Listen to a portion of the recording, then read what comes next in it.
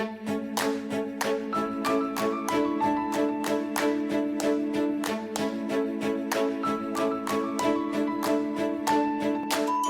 to the Liberating Joy and Learning podcast. I'm Robert Beckshan, and today we're going to be discussing John Holt's book, How Children Learn. This book was originally published in 1964 and basically describes how good children are at learning and what we need to do to help them stay that way. Yeah, so the following quote from John Holt really had an impact on me when I was homeschooling my children. When children are following their own noses, learning what they are curious about, children go faster, cover more territory than we would ever think of trying to mark out for them or make them cover. Okay, so some of what, we're discussing a bunch of different texts. Right. And some of them will apply to the primary lenses, but this one really spoke to me as far as those 5 principles we talked about in the first season of the podcast. And that the principle that applies to this is joyful learning is own, put on hold, or let go. Right. So no outside influence will push us harder than we will ourselves when we decide and really commit for ourselves to learn something. Right. Once we've decided to own something, we're going to take it a lot further than anybody who says, hey, you should learn this. And we may or may not really want to learn that. Right. Once we commit to it, then this principle comes into play. Right. So what experiences have you had working hard at something you really wanted to learn? Well, as I was thinking about this, the one thing that came to my mind was when I was learning Japanese, when I went to go live in Japan. And that was something I really wanted to do, and I really had to really work hard to learn that skill, to be able to communicate in Japanese. And I mean, it's been 30 plus years since I went. And really, has it been 30? Yeah, it's been over 30 years. I don't feel that old, but I guess I am. And I still remember some of it today. I mean, I don't use it as much as I used to, but that was something that I really, really wanted to learn, and that was something I look back on, that effort that, like we said, like we were talking about in our last podcast about putting in the effort. We'd really have to work hard to learn a skill. Right. And we've talked about a lot of things in this podcast that we have loved learning, right? But I think it's funny, the first thing I wrote down was disc golf, of course. Right. But the other thing was Spanish, right? So I served a church service mission in Argentina just a few years after Rob did. But even before then, in high school and in college, I love learning languages. I also hate it, but but I do love languages, and I love Spanish and spending time in Spanish. So, yeah. Right. That's great. Yes, we've done that. Yeah. Okay. The quote from Holt's book that I have referred to most often, however, is this one that he gives it's actually a quote from David Hawkins, who was professor of philosophy at the University of Colorado and former director of the elementary science study, who says, all of us must cross the line between ignorance and insight many times before we truly understand. This speaks to me of tuning into learning seasons. There are seasons where we'll understand something, and then the next season we won't. Right. And for him to say that, to bring up that quote, is like, it is okay to, like, 1 second know it and the next second not. Just have it be gone for whatever reason, right? For me, this emphasizes how learning is a cyclical process, and there's no reason to regret the season we're in. There's no reason to say, I totally forgot this. I must have messed up in that previous season. And I really don't think that's the case for a lot of things.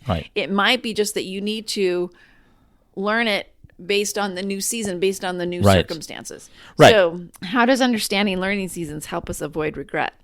Well, I've mentioned my struggle over the years to learn to play the guitar, and part of the struggle I have is, as we discussed previously in another episode, about having a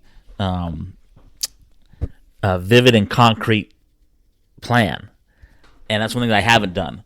But to play the guitar, but I'll pick it up and I'll practice for a little while, and then something comes along and I need to put it down, and that's okay. I've realized that that's okay. I'm never going to be a concert guitarist. This is just a hobby for me because I enjoy music. When I was, and I'm not sure if I mentioned this in this podcast, when I was 12, I learned to play the cello, and I was really good at it. And unfortunately, when we moved, my parents didn't have the money to buy an instrument for myself, and so I had to drop that. And that's part of what is why I want to learn to play the guitars. I enjoy playing stringed instruments. But I realize it's okay if I'm not doing it all the time, because I'm never going to do it professionally. I'm just doing it for myself to have fun once in a while, and it's okay if I don't play it for a while. Right. I'll pick it up and I'll come back when I'm ready. Right. For myself, a few years ago, I realized I wanted to drop a few pounds. Right. Right. And one of the seasons was enjoying food more. So right. When I eat food, I slow down and I really enjoy it while I'm eating it, knowing that I'm not going to eat as much as I was eating before. But while I'm eating it, I'm going to enjoy it more. Right. And then I'm going to enjoy a season where I'm not eating, and I'm going to appreciate the season of feeling a little bit hungry, knowing that that's helping me reach a goal, and also that it's probably just a healthy thing. There's a lot of theories on when to eat and when not to eat and things like that. Right. But enjoying that season, each season helped me to reach that goal that I had, and help me, have a healthier attitude toward food in general. Right. Okay. Toward the end of his book, Holt sums up how children learn by saying the following. The child is curious. He wants to make sense out of things, find out how things work, gain competence and control over himself and his environment, do what he can see other people doing. He is open, receptive, and perceptive. He does not shut himself off from the strange, confused, complicated world around him. He observes it closely and sharply tries to take it all in. He is experimental. He does not merely observe the world around him, but tastes it, touches it, hefts it, bends it, breaks it, to find out how reality works. He works on it. He is bold. He is not afraid of making mistakes. And he is patient. He can tolerate an extraordinary amount of uncertainty, confusion, ignorance, and suspense. He does not have to have an instant meaning in any new situation. He is willing and able to wait for meaning to come to him, even if it comes very slowly, which it usually does. I think that's a very powerful statement. I mean, that really sums up in that paragraph what Learning Liberated is all about. Yeah. Is understanding that learning is messy sometimes, it's joyful at times, it's cyclical, and it does come. And it's okay to make mistakes. It's okay to fall down and scrape your knee. We learn from that, and we get up and we learn what knocked us down so that it doesn't happen again in the future.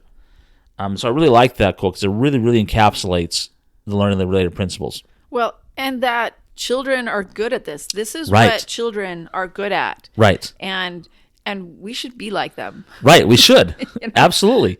I think it's to a certain degree we've been institutionalized in our learning and our education, and we've lost that to a certain degree. We lost the joy of learning. I mean, I can remember each of our kids as they were learning something new, whether it was learning to walk or learning to run or learning to ride a bike. Once they figured it out, the joy that came to them was amazing. They were just best day ever, when something new happened. I miss those days. Yes. But that's what I think that's what Learning Liberated is trying to get us back to. Get back to that sense of joy, that sense of awe when we are learning something, even though it may take time. Maybe if it is messy or at sometimes painful or frustrating, but it is something worthwhile. Yeah, I love this too. I love the full gamut of things that he's describing here. Right. That learning is about feeling a huge range of things. Right. And it's easy to shut ourselves off and say, I don't want to feel that kind of stuff. I don't want to feel this kind of stuff. But when we decide what we want to learn, we create an environment where it's safe to feel those things. Right. And it's so important. There's so much value in feeling some of these things within the constant context of learning and growth. Right. So, yeah, well, I found the quote, and I really happen to like it. It's right at the end of his book.